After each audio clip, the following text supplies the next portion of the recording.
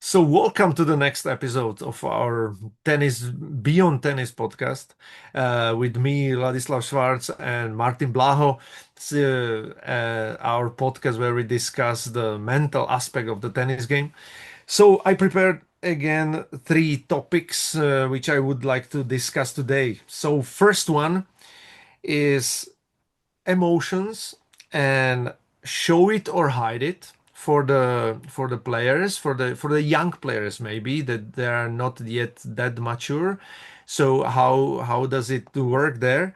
Then the second question is I would like to discuss more your saying which you would like to tattoo one day, and that's more involved, less attached, and how to because you the one who understands it the most, and how would you maybe Everything. also to to to teach it or to preach it to the young players.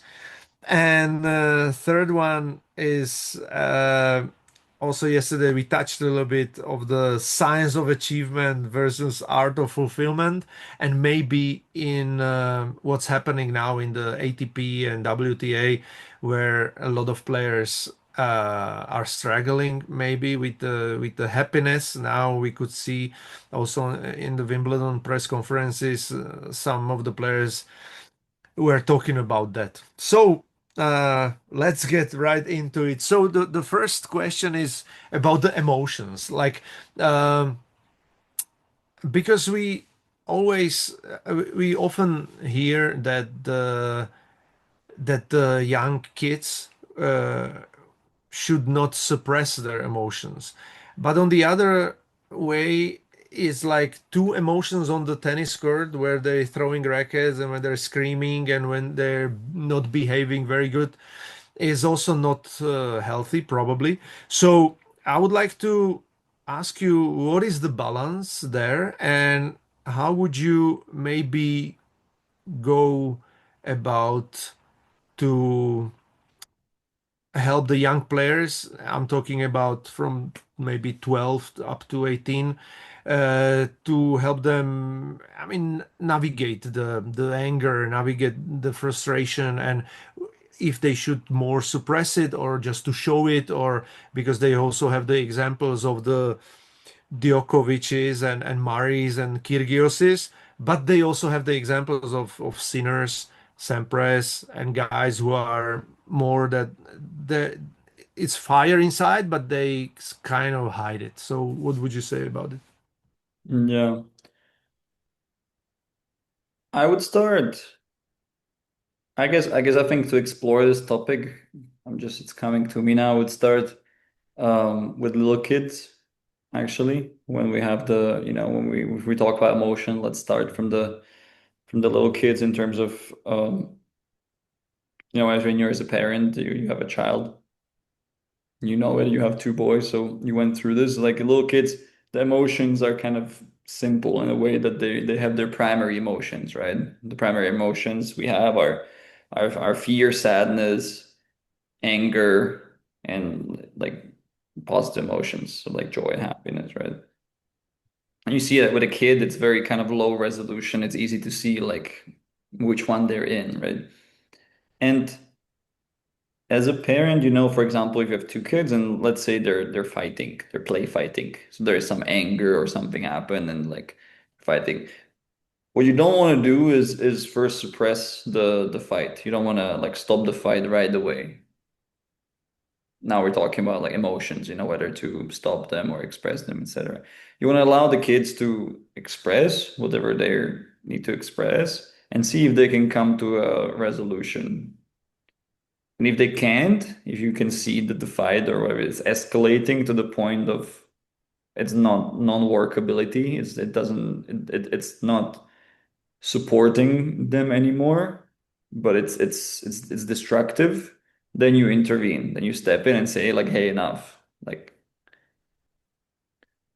what you're doing there as a parent is helping them see where the boundary is. You're helping them self-regulate. Because what you do when you step in, you say, hey, enough. ideally you what you do is you break the pattern of that emotion that is triggered, that is happening. So now moving it onto the tennis court and like older kids, it's the same, right? You will feel emotions. Like we all like that's a given. That's I think the number one thing to accept is that you will feel emotions on the court. And before the match and after the match and like we all feel emotions all the time. So the first step is to validate emotions and accept that I'm gonna feel all kinds of emotions. Because the biggest problem I see, number one, is we are very selective about the emotions we want to feel, and people are going into emotional like, I just hope I don't get angry or I don't get afraid or whatever. All these kind of emotions we see is like not okay, and they're all natural. So first step, accept that you'll be emotional, and the second step is recognizing what I just said is like at what point the emotion is, when is it still constructive? Meaning that like you allowing yourself to feel it because it's there, so you need to process it. So you're still processing the emotion, and at what point is it destructive?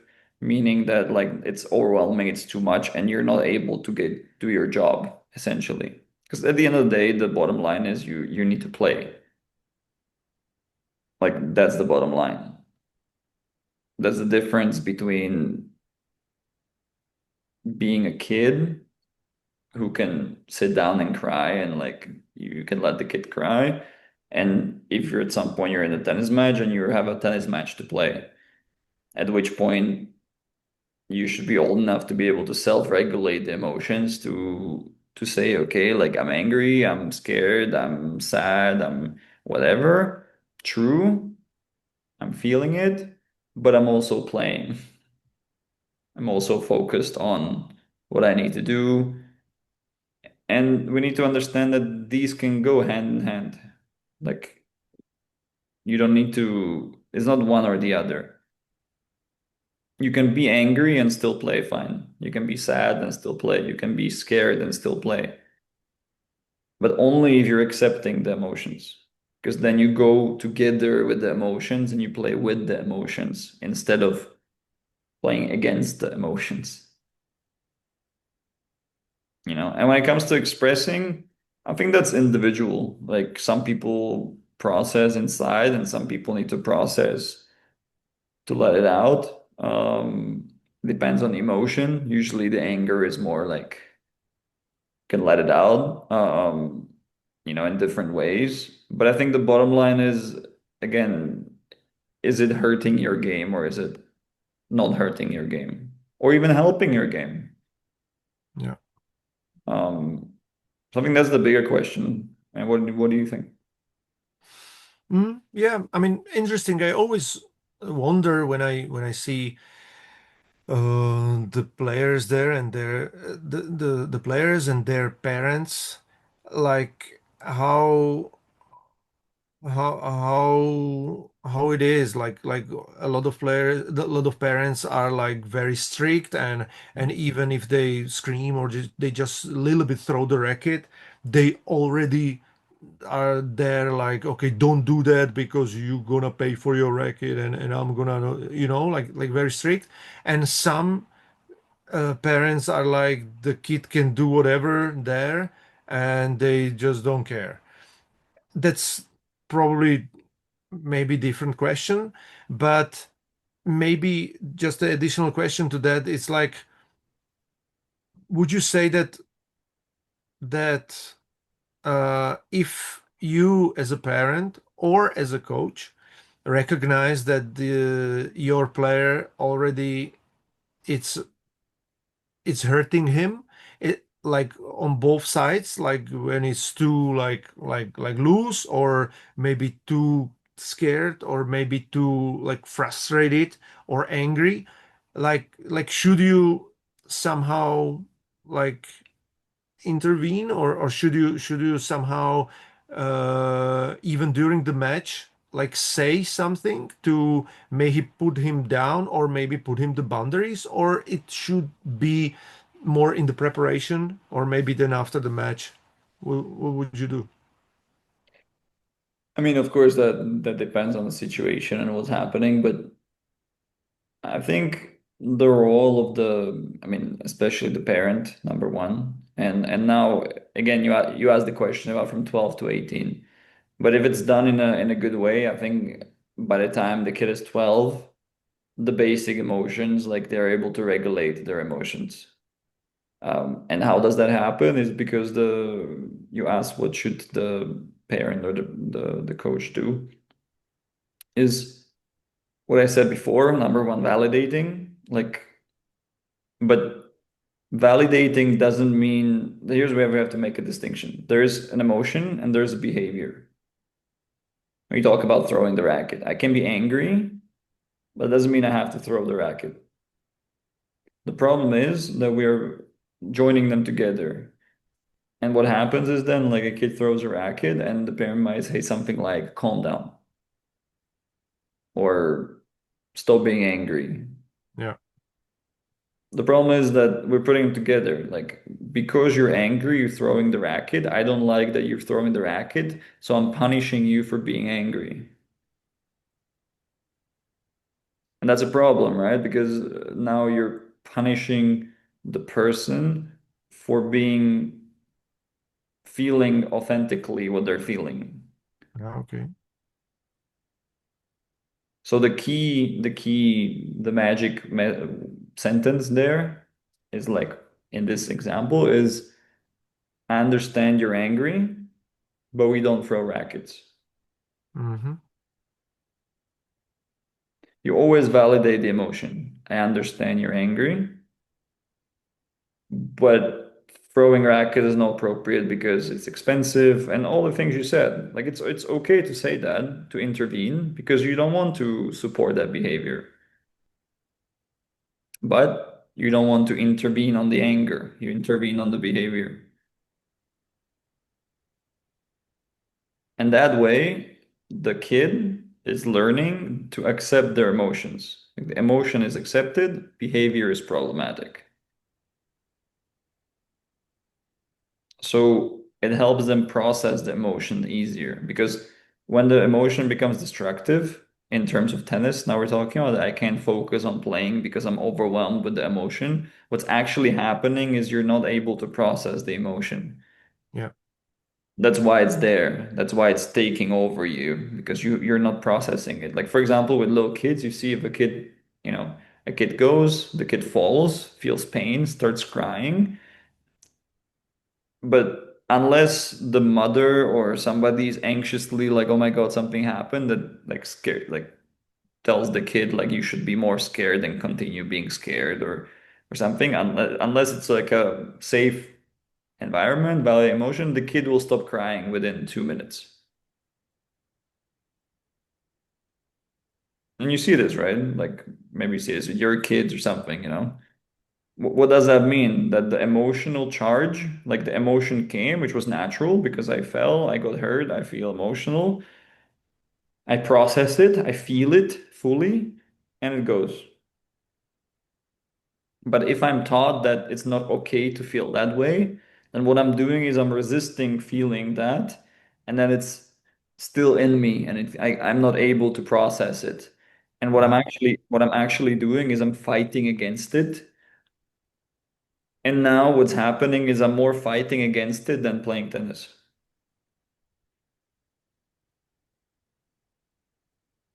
Yeah. And that's why it becomes destructive in a sense of, you know, in the sense of hurting your game. Because at the end of the day, the love of our parents is more important to us than winning a tennis match. Mm. Always. Therefore, if I was taught that I can't be angry, I can't be sad, I can't be scared, that it's much more important for me to not feel that than play a tennis match. So that takes priority. So if I'm too whatever, angry, or if I'm scared, or whatever it is, and I'm talking simplistically now because now there are layers of emotions and that's it's much more complex than that. But simply put, that's the metaphor I would use. Like you have to think of emotion as an energy that comes up, wants to move through you and out of you.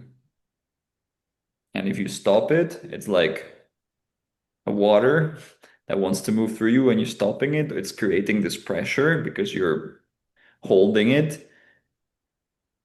And then, or it's like a good metaphor is like a balloon underwater. You're holding the balloon underwater because it can't come out.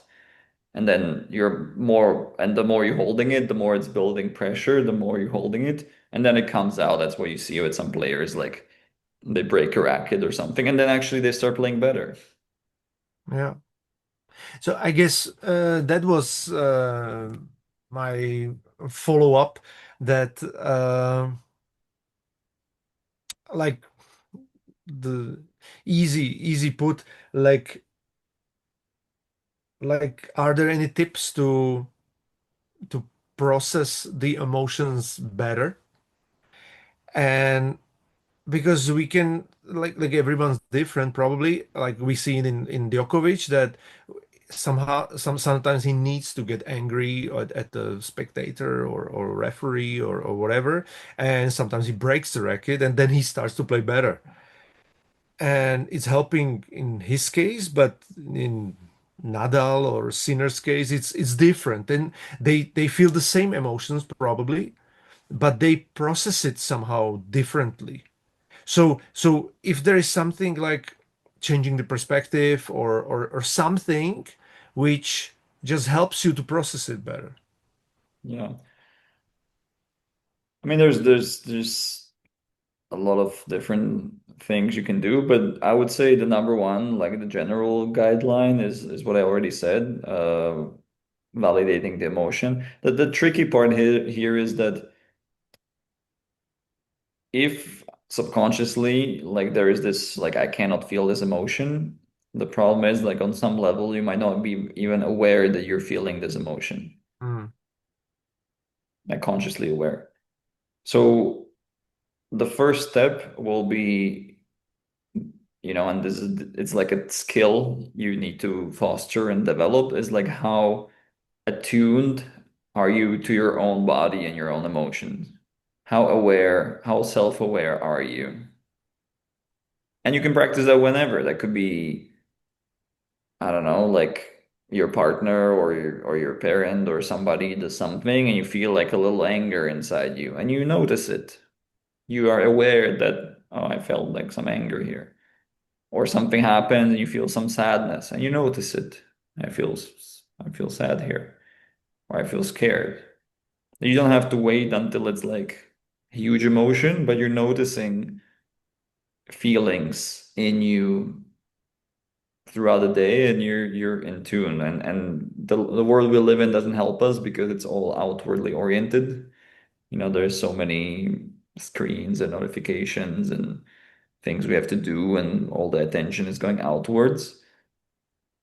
But the skill you want to foster and kind of develop is being able to be aware of your body while interacting with the world. What I like to call, you put yourself in the equation.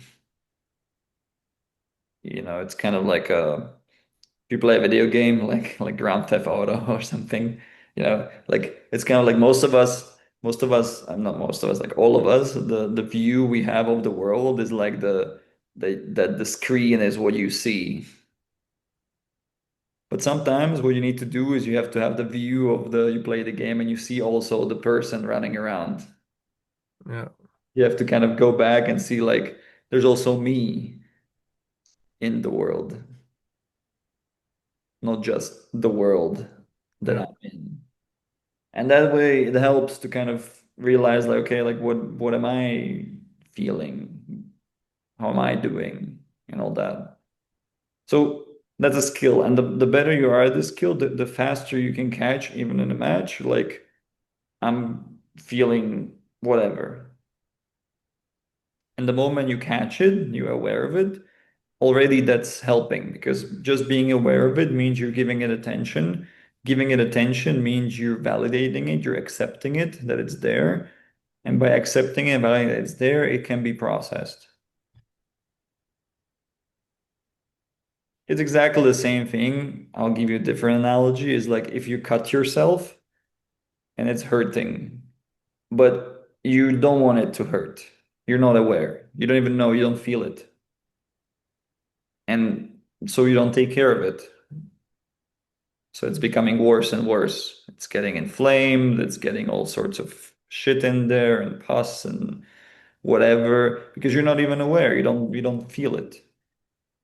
And even and but when there's resistance, it's even so much. It's like if even someone else is going like, dude, like what happened to you there? You can't even look there. You're like, oh, don't worry, never mind. Because the problem is the moment you look, that's when you feel. You feel the pain of the injury, the cut, and your brain is protecting you from feeling that pain, so you're ignoring it. So so it is difficult, but it's necessary because the moment you look, you can feel, but by feeling and by seeing, then you can take care of it and then you can move on because you're actually bleeding out. It's not that just because you don't feel it, there isn't a problem, you know. So yeah, become more self-aware, more attuned with your emotions. How do you do that? You go through the world, but you realize you put yourself in the equation. You start with sensations, body sensations, feelings, different situations. And then on the chord, you do the same thing. And just by doing that, that will be 80% of the work because you'll be giving it attention and acknowledgement and validation. And therefore, you will learn more about yourself and how to manage these things, et cetera, et cetera. And I believe that's what the best players can do really well. And how you express it is individual and doesn't matter if like uh someone you can't see how they're processing inside, and with someone else it's very clear how they're processing. Yeah, yeah, But they're both doing the same thing at the end of the day. yeah. Good. Yeah, it was perfect. So yeah, probably we're gonna, I mean, continue in this this level of emotion and thoughts in the second questions that uh, more involved, less attached, and I also have like story where to put it or in which context. Like I have some players, even my son is like that a little bit that that often happens to him that if I tell him to be more relaxed or more to enjoy the game or more to like learn from it and it's official match for him it means that not trying. And I can see, and I love to always watch Yannick Sinner's interview where he talks perfectly. Probably it's from Darren Cahill, I guess, but also maybe from the family that for him is just it's almost always just tennis match. And even if he plays the final of the Grand Slam, he goes I mean, so beautifully about it that what he says, he probably also feels, and also the way he plays, like you can really see, and also in Roger Federer, probably the like the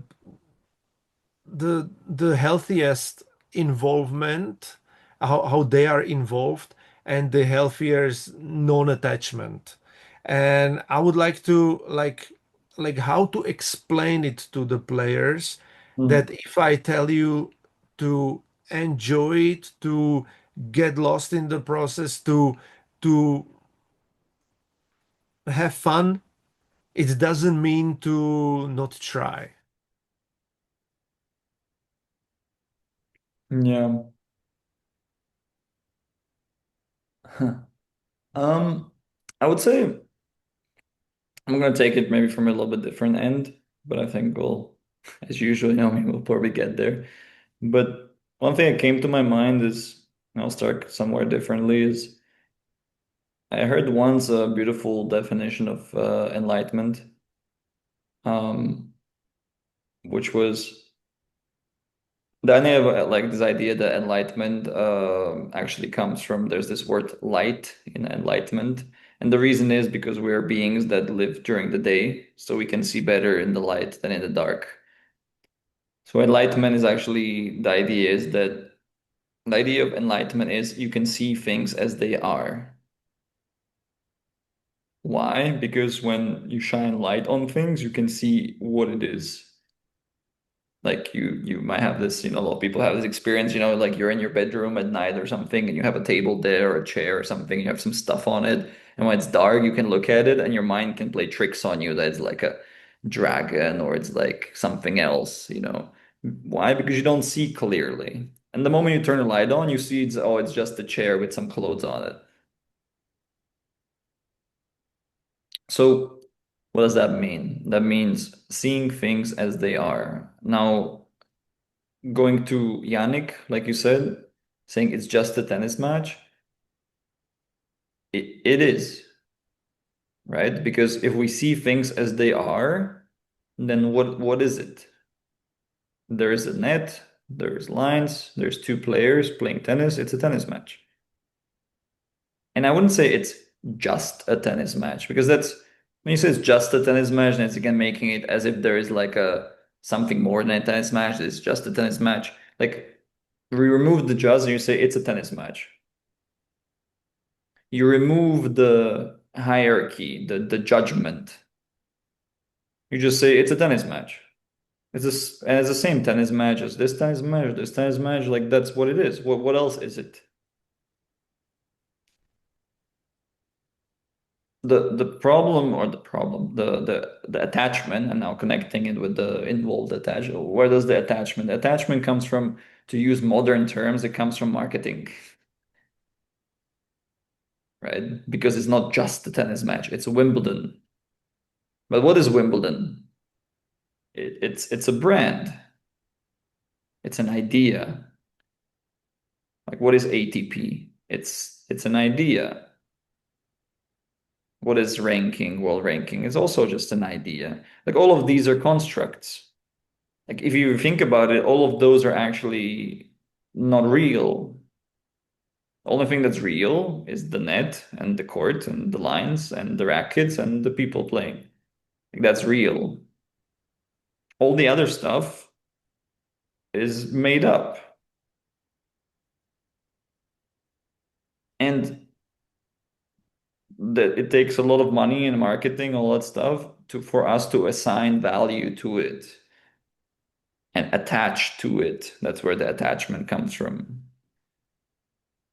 And the more we attach to the made up, the more we don't see things as they are. That's the enlightenment. No more, we don't see reality where it's a tennis match where the same laws of physics apply as if you play in your backyard court or in a village where nobody's watching, nobody cares, and it's the worst surface.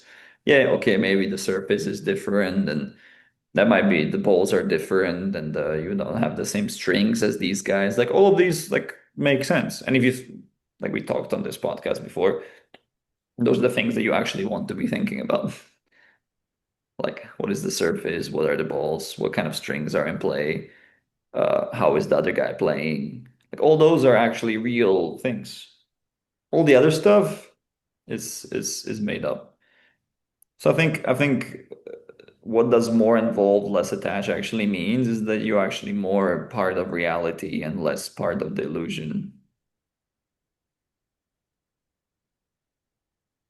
And but it's difficult, right? Like it's not like, that's why when you said like I know it better than others, like I wish like I maybe theoretically, but we all have like it's normal, right? Because it's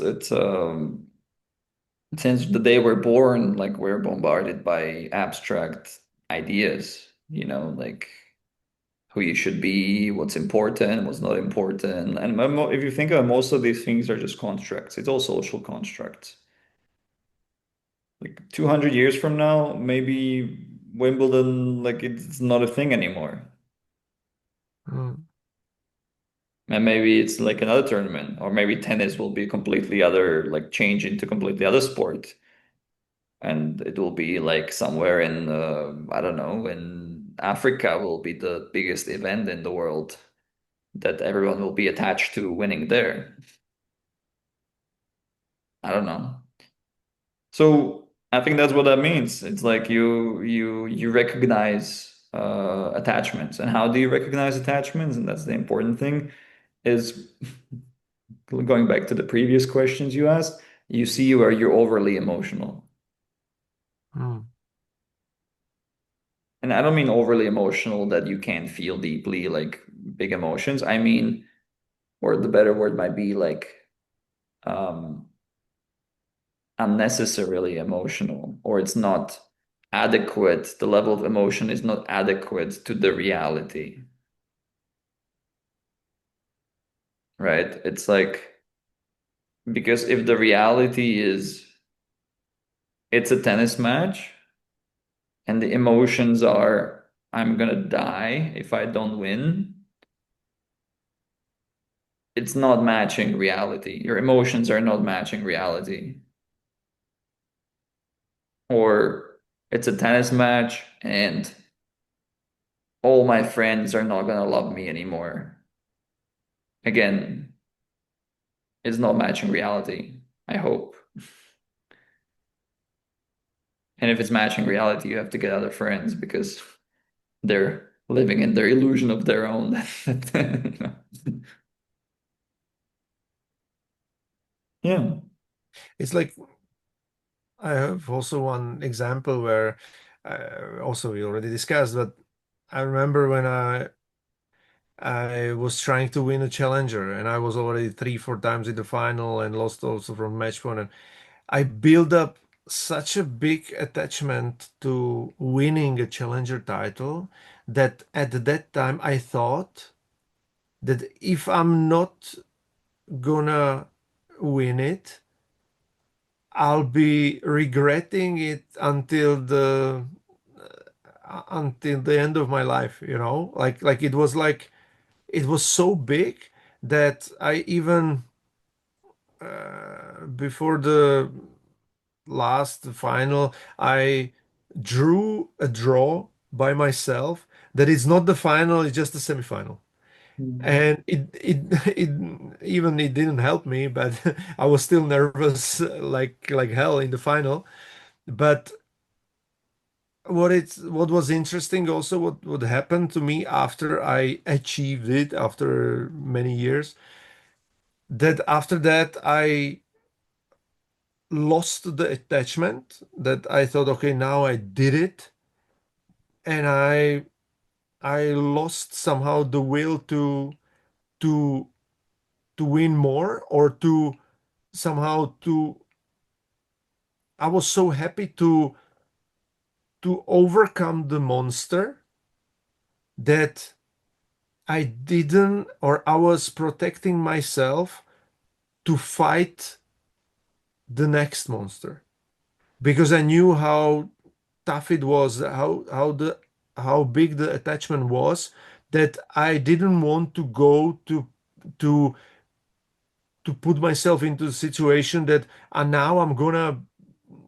live again in this fight for the monster in the ATP maybe, or maybe next challengers. I'm gonna lose three, four times in the final, and again I have to, and it's so like tiring.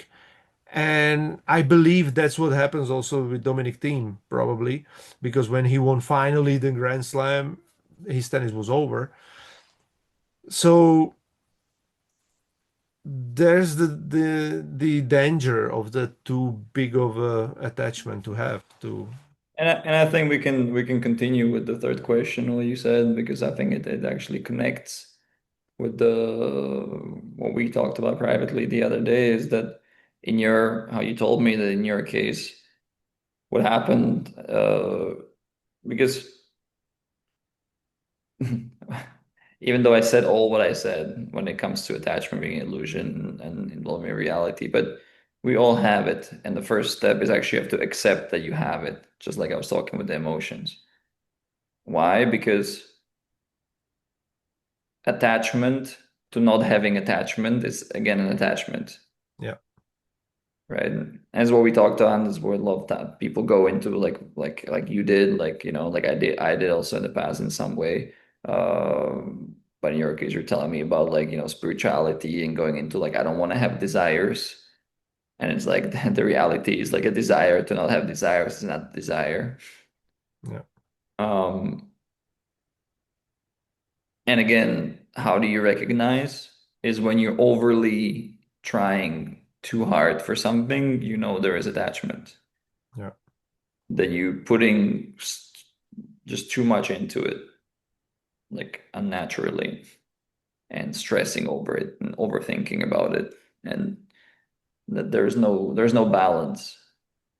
Um, because even Buddha, like, realized there's the middle way, like he tried the path of like not having anything and all that, and then he realized like it's not it's the middle way.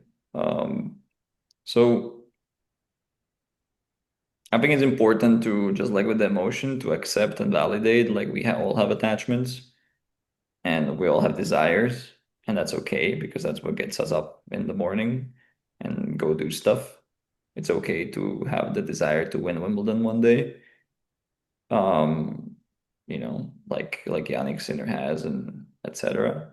Um, but at the same time, I think what it is kind of like take it with a sense of kind of humor or like lightheartedness or humor of like, oh, here it is. Like, here's my attachment. Like noticing it, just like noticing the emotions. Like, yeah, like I need this so badly, Mm. and kind of recognize the fun like in all of it. It's like making it into a game. It's kind of like playing a video game. I think That's a good one. that's a good analogy, like playing a video game is like you really want to win so much, but some part of you knows that it's just the video game. Like you're not actually attached, but you're so involved because like you actually want to win and it's fun and like you want to figure it out and you want to get the points or go up the levels or whatever. So you're fully in it, but on some level you just know that whether you win or lose or whatever, it's like it's not that big a deal. It's just a video game.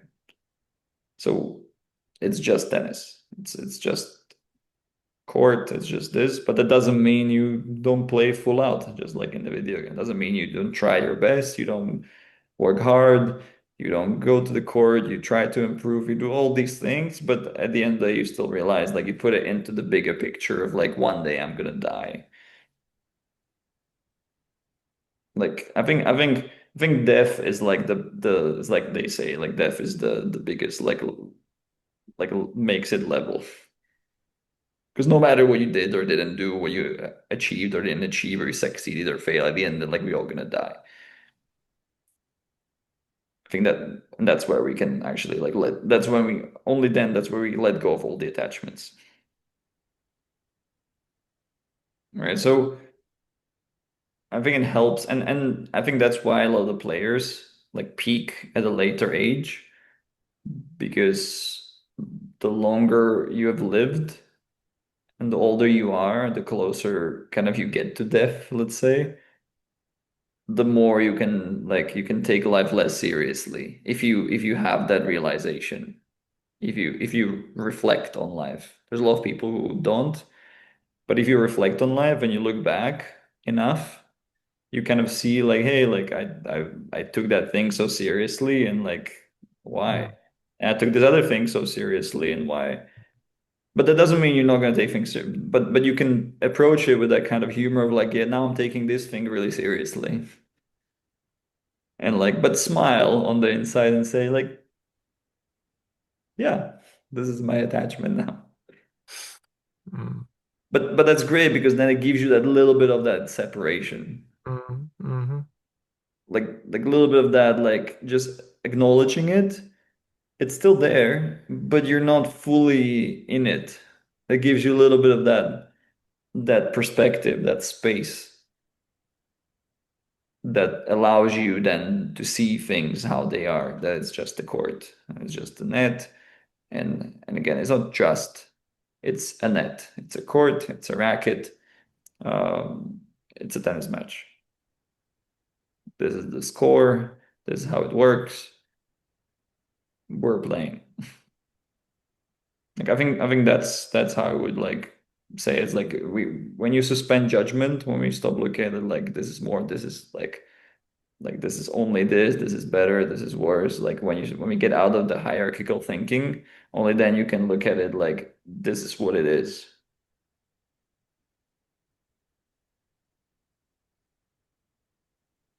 Interesting. And yeah, No, no, I just want to say that's why I said earlier that's why I wanted to reiterate that. That's why I said earlier when like saying it's just a tennis match, it's still like a little bit you're in this kind of thinking, you know, yeah, like like it is what it is. I think that's the kind of nice way of looking at it. A lot of people use this "it is what it is" more pessimistically, like it is what it is. But if you embrace it like optimistically, if you really see it, then it's like it is what it is, and it's beautiful how it is. And but a lot of time we have to add all these attachments onto it just to make it like something. And I think that's the beauty of like that's when you play your best. What we talk about, you're fully involved, when you're really appreciating the beauty of the game, is like when you disregard all of that and it's literally just like it is what it is. That's why we appreciate so much watching the greatest matches because in that moment it like transcends all the marketing, all the titles or the whatever. It's just great tennis. And it doesn't matter if it's there or if it would be played in a backyard somewhere. Like it is what it is and it's beautiful. Yeah. right. Interesting. And you started to touch in on the third question, like the like we saw we can see now often, or even on the highest level of the sport, that a lot of players are empty or unhappy, and what we discussed the other day, that uh, most of the society and most of the life, most of our lives, we live like uh, with the attachments that one day if I'm gonna win the Grand Slam, and one day if I'm gonna make the $1 million, and or to have the perfect wife or whatever, I'm gonna be happy.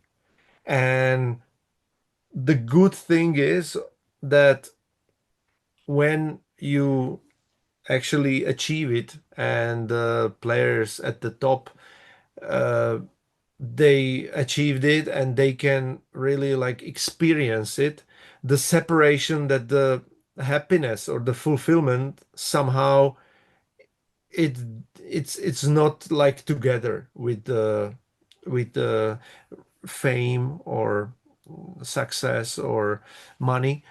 And then they start to realize that something is missing, and then they start to somehow look for the answers.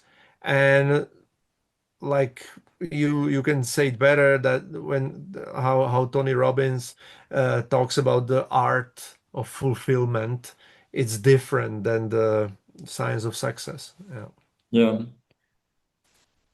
Yeah, I mean, we can introduce the idea like Tony Robbins, like you said, like talks about this that there's the science of achievement and art of fulfillment. And science of achievement is like, like achievement, how we kind of think about it in the modern kind of way of thinking, which kind of in a way it's a little bit like the attachment, I would say. Like if we put it onto if we map it onto the saying, it's like the achievement is kind of like the attachment and the fulfillment is like the involvement, Yeah. you know? And but the beautiful thing is because like Tony says, like there's like you like I said also is that it's we accept both because it's not about like not having attachment or not having achievement and like, oh, I'm disregarding, like you see people who are like that, like anti-system, and there's like I'm gonna just like go out of the system and live in the woods and fuck everything, And but even then it can be from this place of like I said, like desire not to have desires is still desire. Like attachment to not be in the society is still attachment. It's some sort of achievement still for them, that they're going after. But the Tony talks about like the science of achievement is like there are some rules, and if you figure them out, you can achieve. And we know this because like you figure out what is like how to succeed in something. Like there's different rules and processes, and if you do them well, you practice the steps, your discipline stuff, you can succeed. And on the other hand, the art of fulfillment is uniquely every person's, like and when you're talking about is the problem is in the modern world, we kind of put them together. It's like you said, that the achievement, the fulfillment are the same thing. You'll be fulfilled when you achieved, and you'll be successful when you're fulfilled. You have achieved when you're fulfilled, you know. And it's actually two separate things, and one is more from the head, and another is more from the heart. It's like another way of thinking about it. One is more rational, the other is more emotional. Um, and we need both, like in the end of the day. So I think, yeah, there's something else I wanted to say, but I forgot now actually. But but I think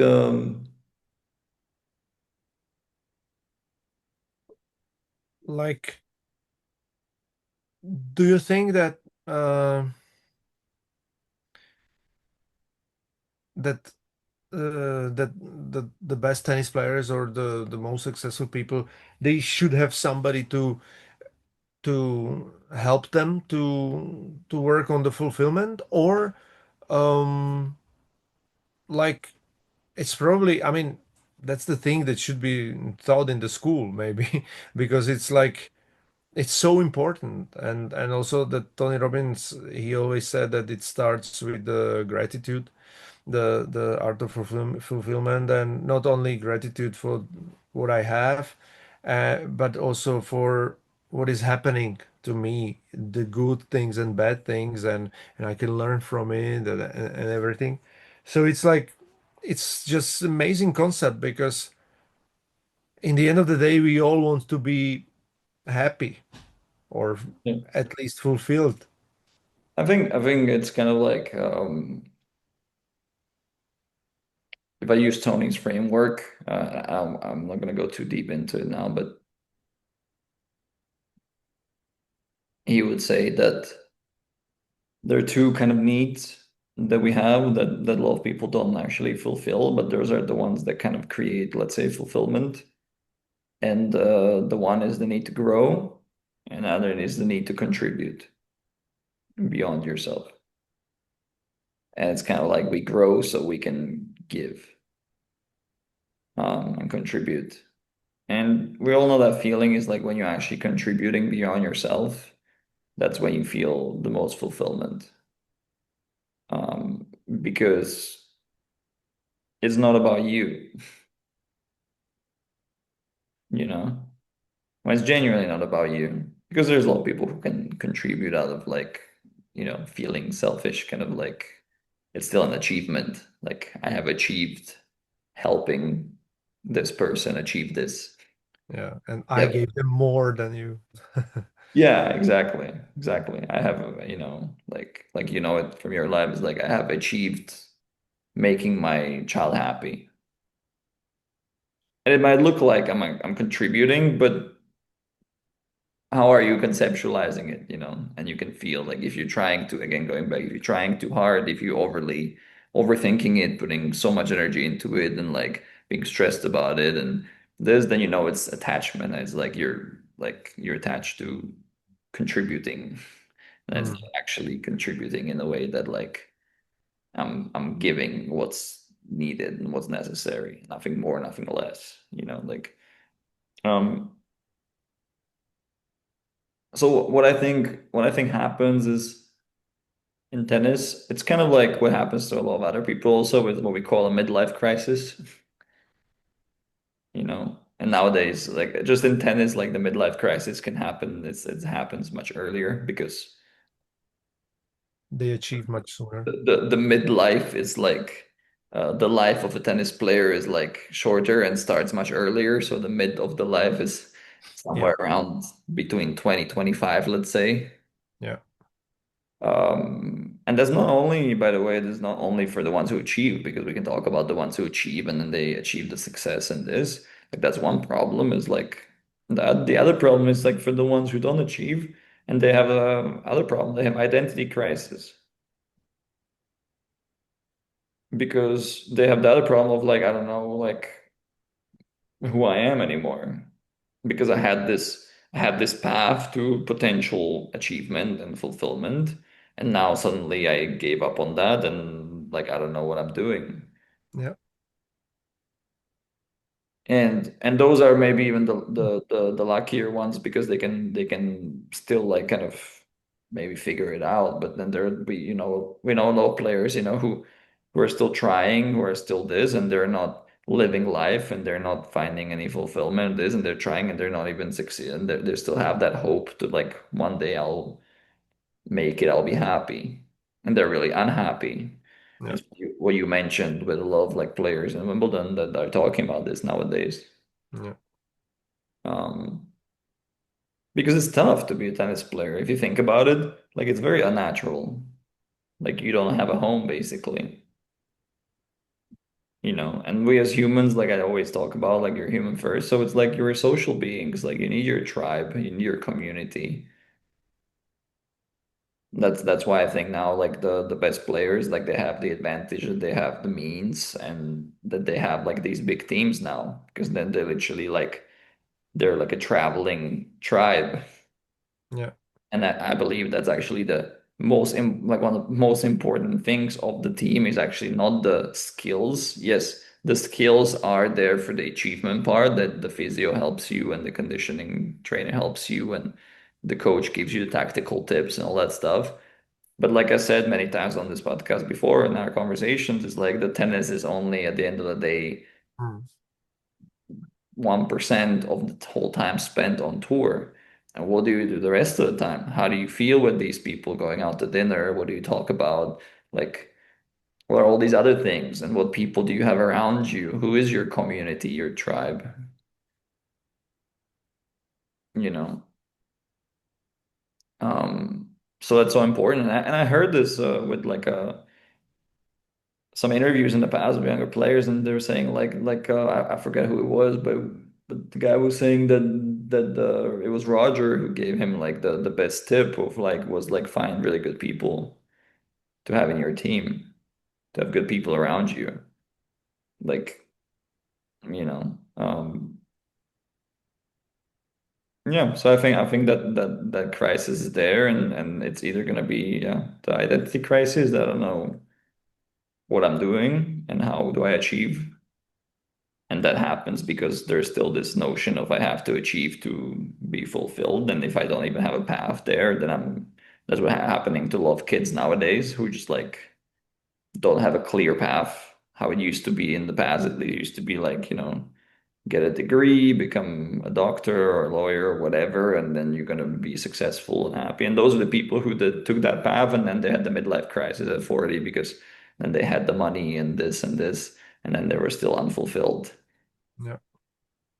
So nowadays you have less midlife crisis, you have more identity crisis of like I don't even know how to get to midlife crisis. Like, Mhm.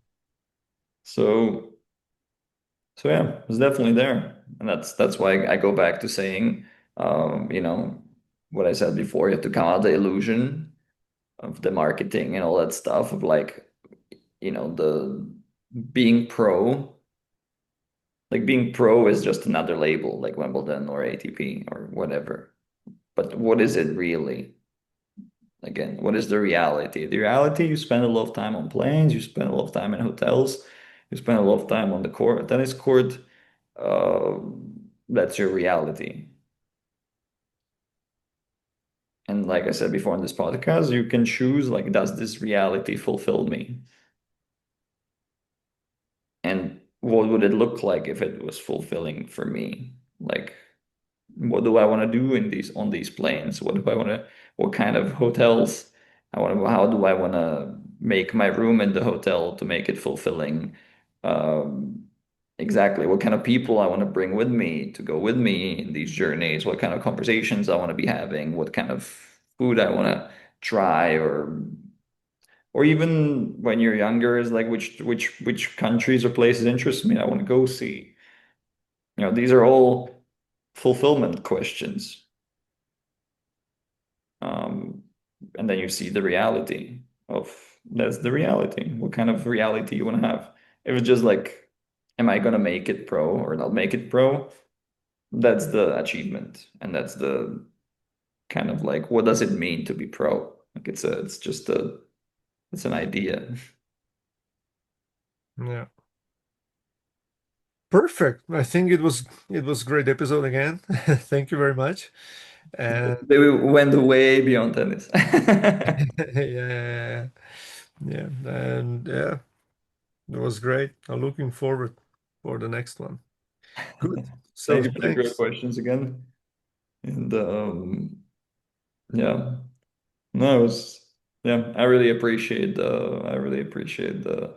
these conversations because as I always tell you, it's kind of like the ideas come to me and then kind of flow through me, and as I'm saying them, I'm also able to hear what I'm saying and being like, wow, this is a cool idea.